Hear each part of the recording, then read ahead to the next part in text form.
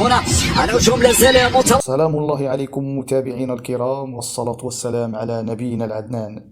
فوز مستحق للمنتخب المغربي للسيدات على نظيره منتخب كوريا الجنوبية في منافسات كأس العالم المقامة بنيوزيلندا وأستراليا لسنة 2023، وبذلك يتحصل المنتخب المغربي للسيدات على 3 نقاط، وكتبقى ليه المقابلة الفاصلة والأخيرة مع منتخب كولومبيا. وللتذكير بالتي غادي يلعب الوداد البيضاوي ضد نظيره الأهلي الطرابلسي في منافسات بطولة كأس الملك سلمان، والمقابلة ستلعب على الساعة 2 زوالا بتوقيت المغرب. أديلايد واحدة من المدن الأسترالية التي تستضيف اللاعبة جريدي وكذلك اللاعبة سلمى أماني. هذه أفضل سيناريو أنك تهاجم، أفضل سيناريو أنك تفرض نفسك. ميزان الشباك محاصرة من لاعبتين تحتاج إلى المساندة. البداية الدقائق الأولى مهمة جدا. هنا مراوغة سكينة تتحصل تغطية. هنا الهجوم لا زال متواصل. نسرين الشاة تمي الأحوال لن نعود إلى الماضي ولن نعود إلى تلك المباراة. مقني سلمى أماني لاعبة نادي مانس. هنا حنانية الحاج والهدف الأول. حنانية الحاج العرضية ممتازة. جول جول جول جول. ابتسامة جريدي.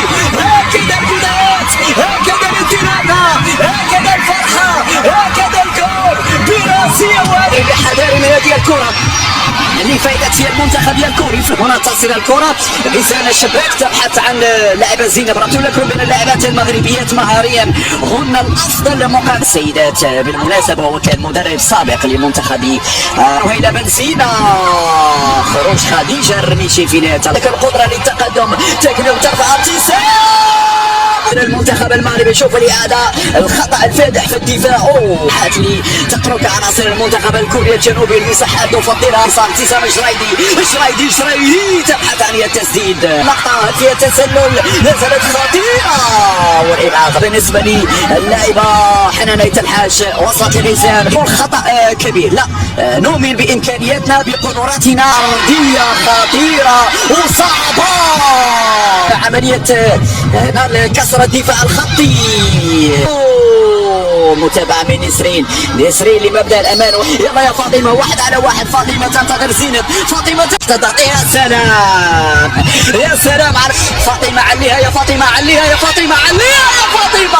أخطأ في تمرير الكرات. هذه الإعادة كانت عالية على نهيلة بنزينة. زاد غزالة بينية. ممكن هذه مرور يا سلمى. حذر من هذه الكرة. وينك يا خديجة، فينك يا خديجة. تتقدم فاطمة وفيها جول. سلمى هنا في الترويض. سلمى باليمنى ثم باليسرى. وإلى هنا نهاية الفيديو، ومبارك الفوز مرة أخرى لمنتخبنا المغربي، ودمتم في رعاية الله وحفظه. ولا تنسوا أن تصلوا وتسلموا على نبينا وحبيبنا محمد، والسلام.